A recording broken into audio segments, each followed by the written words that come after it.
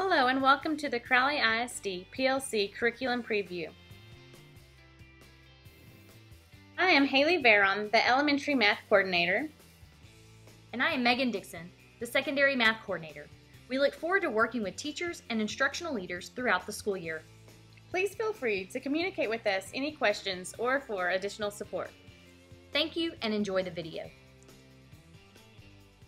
In this video, we will identify curriculum hotspots and provide real-time instructional strategies that will include the math bow tie method, at the board, and incorporate fundamental 5 strategies. At the end of this video, teachers will complete the PLC for the Math PLC for Readiness Standard 5.3K. The we will, I will statements shown are examples of how to frame a lesson as listed in the Fundamental 5. At this time, we will be organizing instruction using the TEKS Standard Types document. For the purpose of today's PLC Curriculum Preview, we will be using the Unit 1 IFD titled Extending Whole Number Operations. At this time, please read the TEKS listed on pages 12 through 18 of the IFD. As you review the TEKS, highlight in yellow the supporting standards and highlight the readiness standards in green. All remaining standards are process standards and will be highlighted in blue. If necessary, please refer to the organizing instruction using TEKS Standard Types document to review the description and each role the standards play in learning. Take note that blue process standards will fall into one of 2 basic categories: how students access learning or how students demonstrate learning. Please take a moment to complete this task. Now, use the highlighted IFD as a key to place each standard in the corresponding color-coded graphic organizer. Please pause the video and complete that task now. Please take a moment to review the placement of each TEK. Notice for this unit there is only one readiness standard, which is 5.3K. In the 5th grade, the process standards are dual-coded in approximately 89% of the STAR assessed items. This diagram helps illustrate that when planning for instruction, it is vital that concepts be taught in connection with process standards. Students use the mathematical processes to acquire and demonstrate mathematical understanding. The tools to know process standards act as a stimulus for students by providing strategies and structures students use to access learning. Some mathematical examples include the use of manipulatives, number lines, and base 10 blocks. The ways to show process standards provide an opportunity for students to demonstrate, understand, communicate, and apply the learning. For the first 6 weeks, the curriculum preview will target 5.3K. Based on the heat map displayed, please pause and discuss. What does the data tell us about 5.3K? Based on your knowledge from previous or current observations, what are your predictions of student mastery for the TEKS referenced during the 2014-2015 school year? Now, let's focus specifically on the hotspot. As you can see, this is a readiness standard. This standard is part of Category 2, Computations and Algebraic Relationships, which makes up 48% of the STAR Blueprint assessment. The words positive, rational have been struck out because in Unit 1, the emphasis is to add and subtract numbers fluently. Please take a moment to pause the video to look on page 18 of the Unit 1 IFD and review the standard and unit level specificity. At this time, we will pause for small group purposeful talk to discuss seed questions, both of which are attributes of the Fundamental 5. During this time, focus specifically on the previously identified hotspot. The questions for discussion are: what concepts did students learn in the previous grade to prepare them? This can be found in the Unit 1 overview of the IFD. Also, in the unit overview, look at how the student will use that concept in subsequent grades. Will the way you teach it help prepare students for future learning? In the Underdeveloped Concepts and Misconceptions section of the IFD, what underdeveloped concept plays a role in student success of the targeted skill? Also, What common misconceptions deter students from being successful?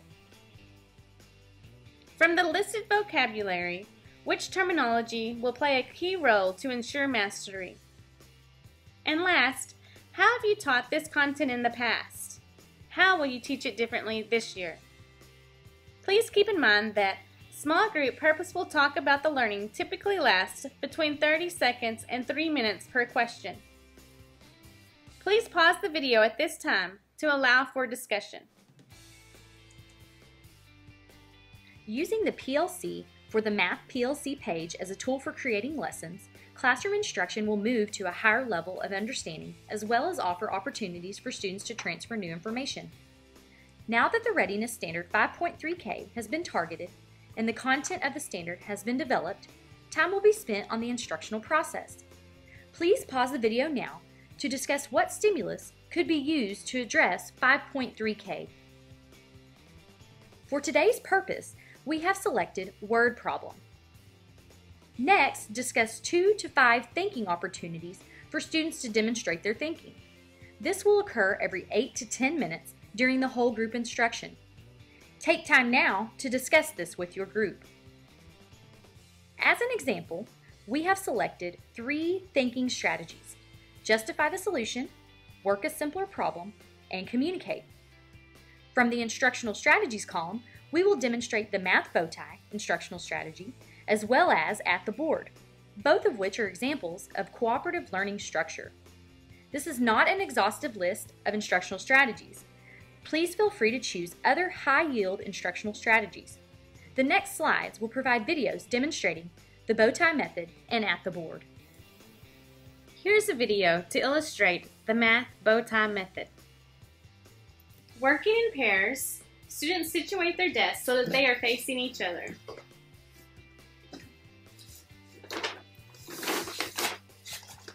On chart paper, each pair draws the outline of a bow tie. Teachers can also prepare this in advance and laminate it for future use. The teacher then assigns a word problem for the students to solve.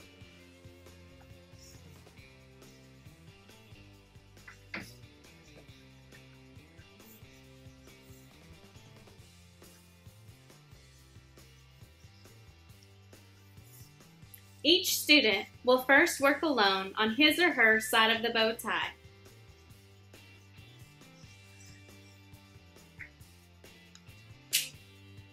After this practice, partners discuss their work.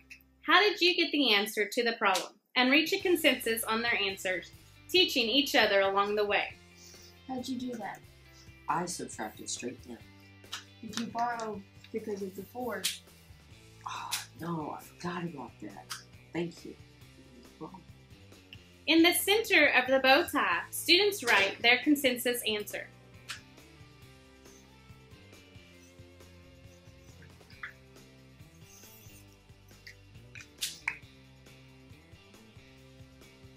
Another cooperative learning strategy, very similar to the bow tie method, is called at the board.